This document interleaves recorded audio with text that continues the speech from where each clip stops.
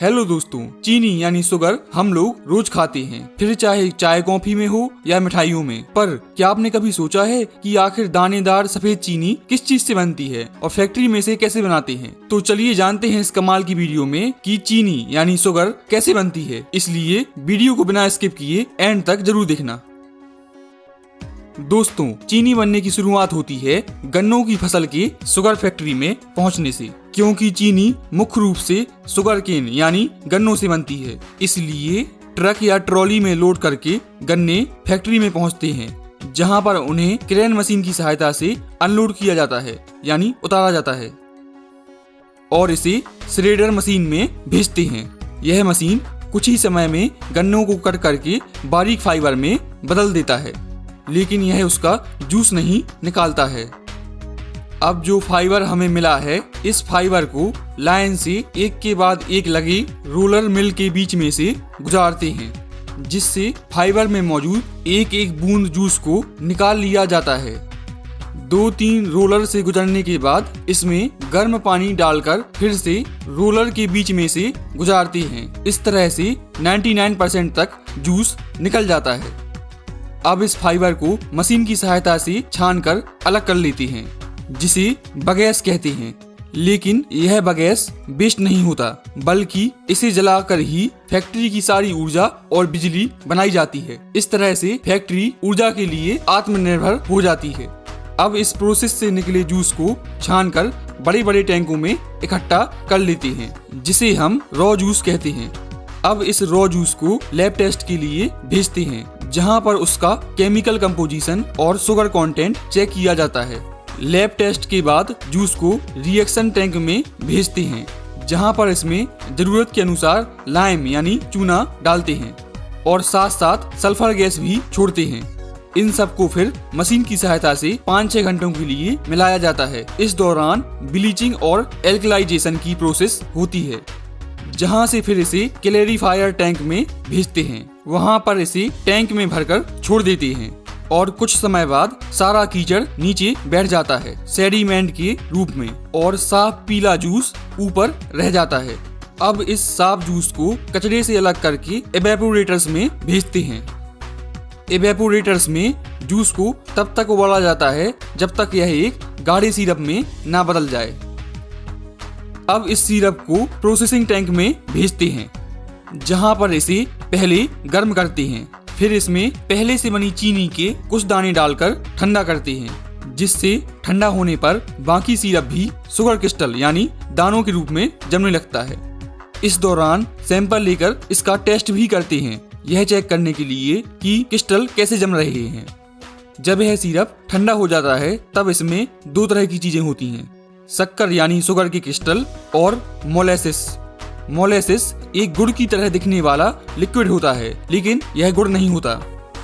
अब इस सिरप को सीरीज में लाइन से लगी सेंट्रीफ्यूजिस मशीन में डालते हैं। यह मशीन 1 मिनट में 1000 से 2000 बार घूमती है। इस मशीन में एक बारीक छन्नी लगी होती है, जिससे शुगर के क्रिस्टल बाहर नहीं निकल सकते, लेकिन मोलेसिस बाहर निकल जाता है। पर इस मोलेसिस में भी कुछ शुगर के क्रिस्टल रह जाते हैं, इसलिए इस मोलेसिस को भी 2-3 बार सेंट्रीफ्यूजिस मशीन से गुजारते हैं, जिससे ज्यादातर शुगर के क्रिस्टल निकल जाएं। अब इन शुगर क्रिस्टल को इकट्ठा करके कन्वेयर की सहायता से ड्रायर में भेजते हैं, जहां पर इसे हल्के गर्म वातावरण में सुखाया जाता है।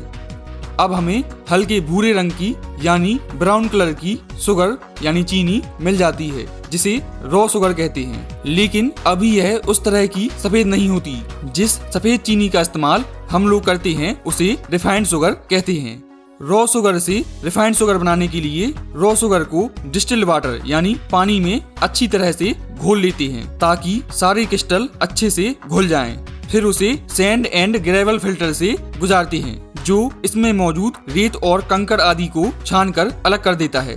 वहां से फिर इसे डीकलराइजेशन टैंक में भेजते हैं, जहां पर चीनी को सफेद करने की प्रोसेस होती है। भारत में इस प्रोसेस के लिए ज्यादातर सल्फर डाइऑक्साइड गैस का इस्तेमाल होता है या फिर एक्टिवेटेड कार्बन का उपयोग करते हैं। लेकिन यूएस जैसे कई देशों में बोन चार का उपयोग करते हैं, जो कि पशुओं की हड्डियों से बनता है। इसलिए भारत में मिलने वाली ज्यादातर शुगर डबल सल्फेटेशन मेथड के द्वारा साफ की जाती है, जो कि एक सस्ता और शाकाहारी तरीका है चीनी को सफेद करने का। पर इस वजह से कुछ सल्फर चीनी में रह जाती है, जो स्वास्थ्य के लिए नुकसानदायक होती है। इसलिए आपने सल्फर फ्री शुगर के बारे में सुना होगा, जो कि एक्टिवेटेड कार्बन या फिर बोन चार के द्वारा बनाई जाती है। तो चलिए आते हैं अपने मेथड पे। डीकलराइजेशन टैंक में छने हुए घोल यानी सॉल्यूशन को भरकर कुछ समय के लिए छोड़ देते हैं। इस दौरान टैंक में मौजूद सल्फर डाइऑक्साइड या फिर एक्टिवेटेड कार्बन सारे कलर को एब्जॉर्ब कर लेता है, यानी सोख लेता है और एक क्लियर सफेद लिक्विड बन जाता है, जिसे फिर वैक्यूम एवेपोरेटर में भेजते हैं, जो इसमें मौजूद पानी को गर्म करके निकाल देता है और एक गाढ़ा सिरप बन जाता है। इस सिरप में कुछ चीनी के दाने डालकर ठंडा करते हैं, जिससे ठंडा होने पर यह शुगर क्रिस्टल यानी दानों के रूप में जमने लगता है।